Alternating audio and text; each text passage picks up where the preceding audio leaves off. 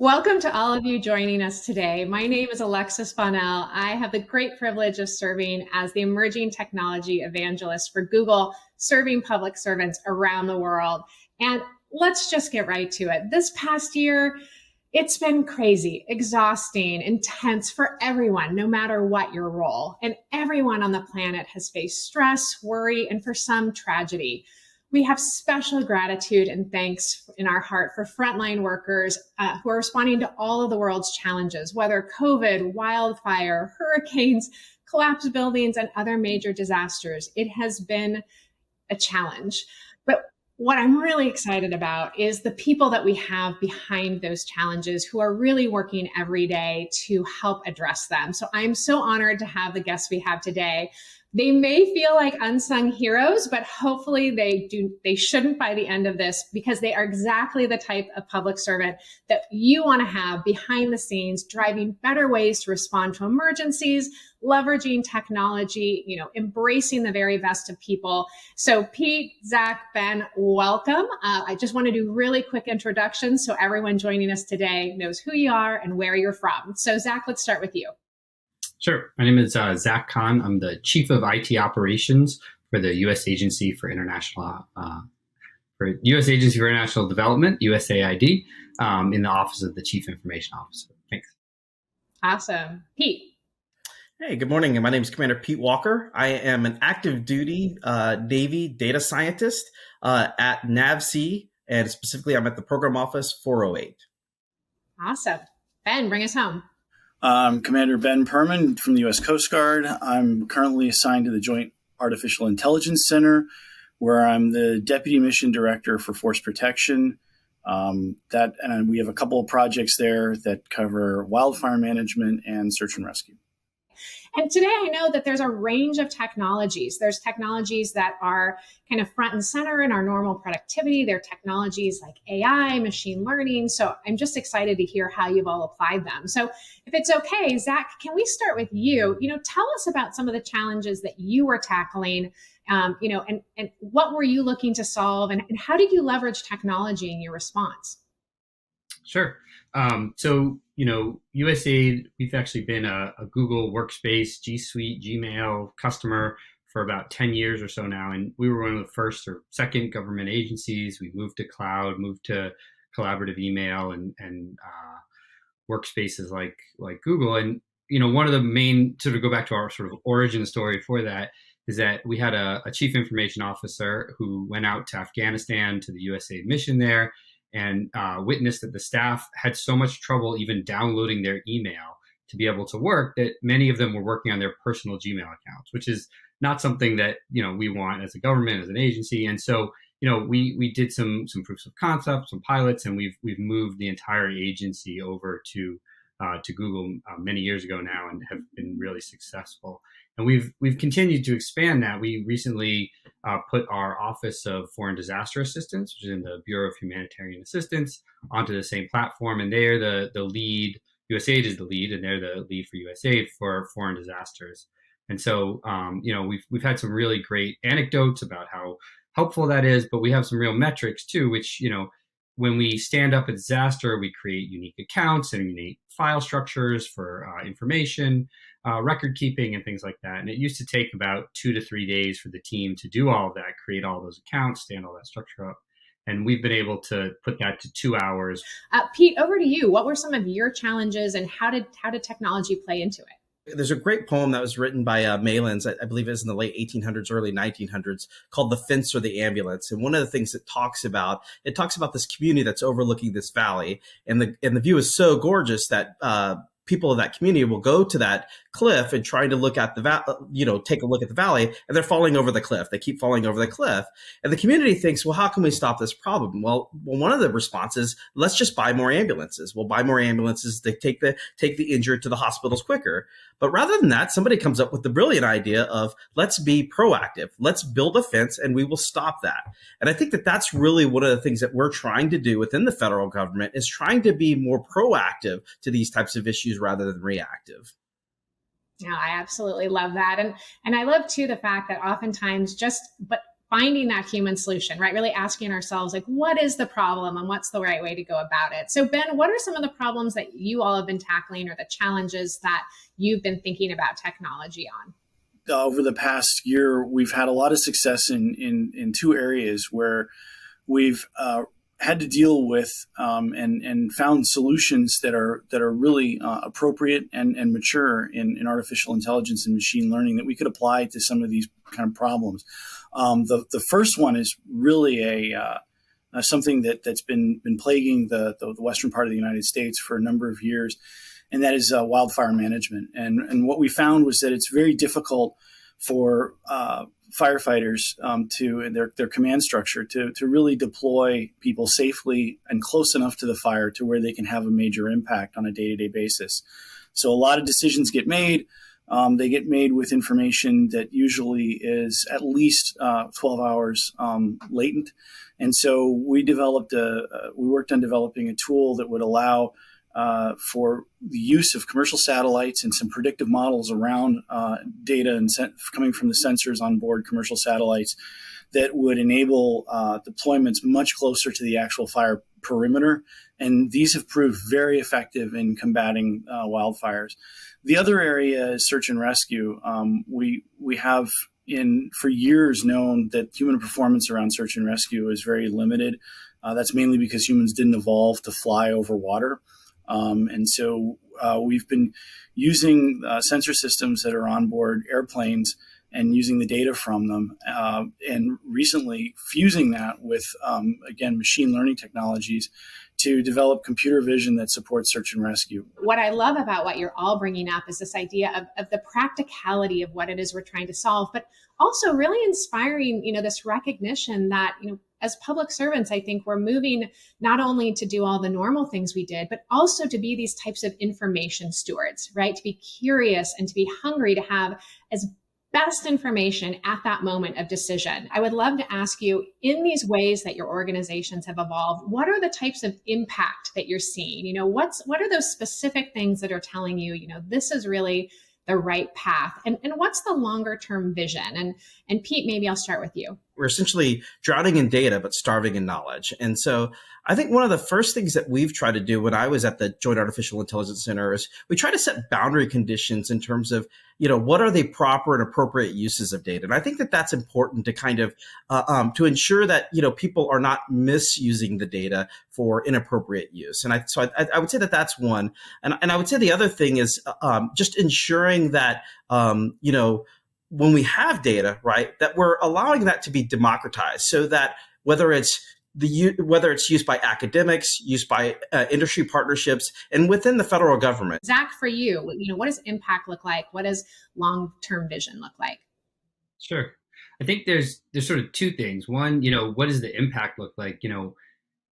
When we have mandatory telework, right, the entire organization having to work from home and having to figure that out on a moment's notice, being able to leverage, cloud technology and collaboration tools, and basically being able to just sort of, pivot immediately and have no drop in productivity. One of the nice things about USAID as well is that I feel like one of our jobs in the office of the CIO is to be able to enable the things that the rest of the organization really wants to do. And so we've partnered with a number of organizations, whether it be our Office of, Bureau for Global Health, and we also have within that some, PEPFAR, which works on AIDS research, and the President's Malaria Initiative, which works to eliminate malaria. And we've really worked to develop what's called the Development Data Commons. So again, to Pete's point, to democratize the data, to share the information, and really to provide the tools that those experts in global health need to be able to do their work. In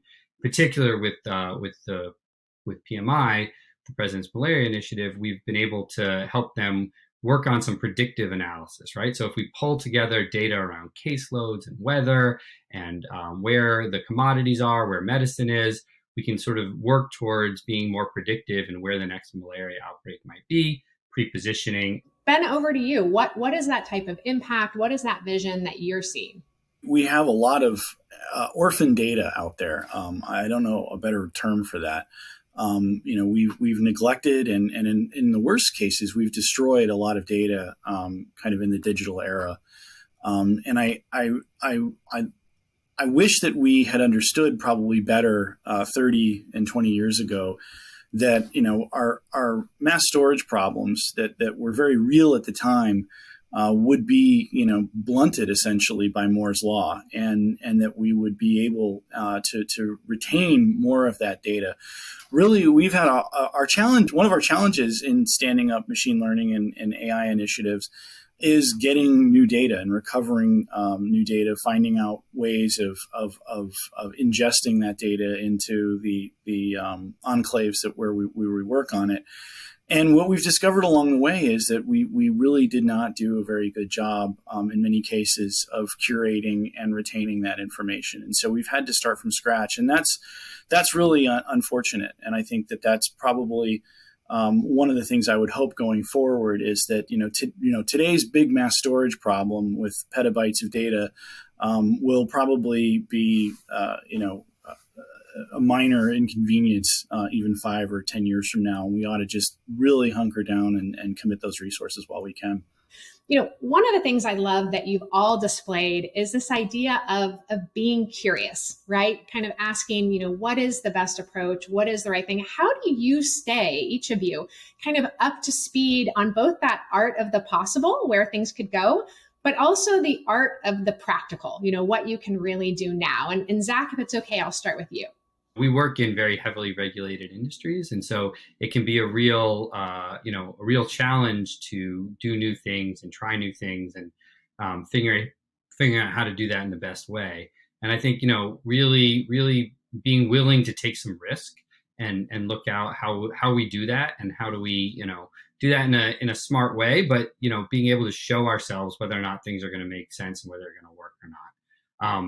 I think a lot of the things that we find, they do come from the private sector. We find that if something's working really well for, a tech organization or for, a grocery store or whatever it would be, making sure that we're open to those things as well.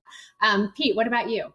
In the past, the Department of Defense, our acquisition cycles have just been way too slow. And especially when we're talking about technology adoption. If we're going that same 5 to 10 year adoption cycle, by the time we adopt that new technology, it's going to be old. It's going to be outdated. And so what we really want to do is take the kind of acquisition processes that are used within industries such as Google and use that and be more agile, be more limber, if you will, in our adoption.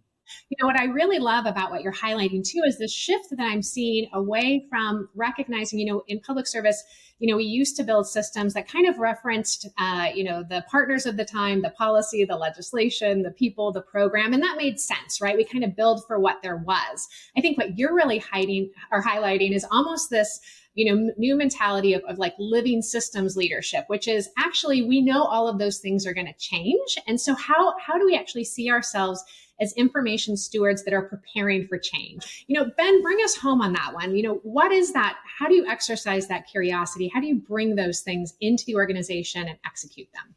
Your question really led me right back to something that I think is very important. It's a book. It's an idea put forward by Clayton Christensen, who's a Harvard business professor, not a scientist, but a management professor. And his idea, through studying a number of the history of the development and the intense competition through the 80s and the development of disk drives. So I'm going to go down as being the mass storage guy, because I'm coming back to mass storage again. But that what he learned was that big organizations like the government, and to be fair, like Google, they are engaged with a client base or a customer base, and that customer base gives them, and that relationship gives them a value network, and they value some of the things that they've provided to those customers, and they feel an obligation to keep those programs or those applications alive. And this is really an intense pressure on the United States government. There are a lot of people who rely heavily on the U.S. government and the things that we do that have been in place for decades, if not centuries. So it's very difficult to disengage from those values. And so Christensen tells us we need to do something that Lockheed Martin understood very well in the development of modern aircraft, and that is create a skunk works. We need to create some place that is not in the address of the corporate headquarters. It's not next to the vice presidents. It's not on Pennsylvania Avenue near the White House. It's somewhere kind of off to the side where there's ample freedom for research and development to take place, and where we can explore things that may not support the here and now and the value networks of today, but may propel us into a future that we can only imagine. To bring us home, I'm going to ask each of you, what advice do you have for others embarking on a similar journey? And Ben, I'm actually going to go back to you first. Well, it's stay curious and do not shy away from the hard problems. The hard problems are where it's at. I think I love that. And I think most of all, I can think back to, so many public servants that I can call friends, and really seeing the fact that they have, one of them said to me once, I have the great privilege of going to work every day to solve the impossible. Right. And it's just echoes the power of what it is to be in government or an educator or a public servant. So, Zach, what about you? What advice do you have for others? We just really need to be able to look at what the real problem is, right? We say this in technology all the time, but almost anything is possible. You look at the world we live in with the computing power in your pocket, whether it be space travel or whatever it is that's happening. But when you bring it down to sort of that practical business level, understanding what the real problem is, and then being able to adapt and bring the tools that you need to be able to solve that problem. And Pete, bring us home on this. What's your advice? When we're talking about technology, and in the course of this talk, we've talked a lot about artificial intelligence and machine learning. But, when we're just really talking about technology adoption, what I would just mention to everybody is that it is not just reserved for mathematicians and engineers, right? There are so many opportunities to become involved in technology, whether that's, you talked about the human piece, right? There's a lot of stuff like human factors engineering, human systems integration. There are other areas such as, user-centered design. What I would just say is if this is an area of interest to you, you have to take that first step. I appreciate you all so much sharing these types of insights, and I think highlighting the fact that we're all in this together, right? Whether you're a public servant, whether you're an educator, whether you're a constituent, being served by a public service, we all experience this together. And so being able to share those insights today was super powerful. For those of you who are joining, please, this is not the end of the conversation. Visit pubsetconnect.com and you can see more about innovation, leadership, new technologies, how they're being used in emergencies or disasters, and hear even more from these gentlemen who joined me today. But I'll end by simply saying, for all three of you, thank you so much. Thank you for your service. Thank you for being curious. And I guess let's all stay curious together. Thanks so much.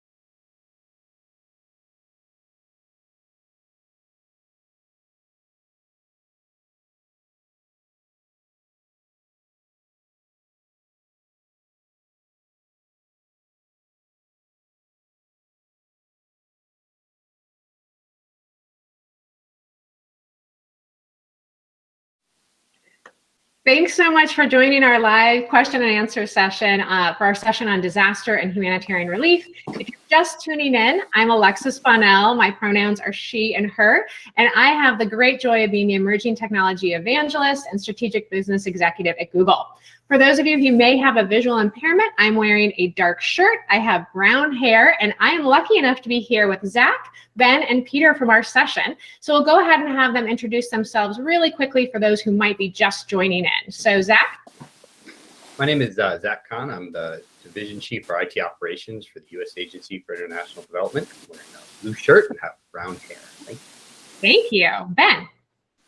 Hi, I'm Ben Perman. I am the Deputy Mission Director at the Joint Artificial Intelligence Center for Force Protection, and I am wearing a blue Coast Guard uniform.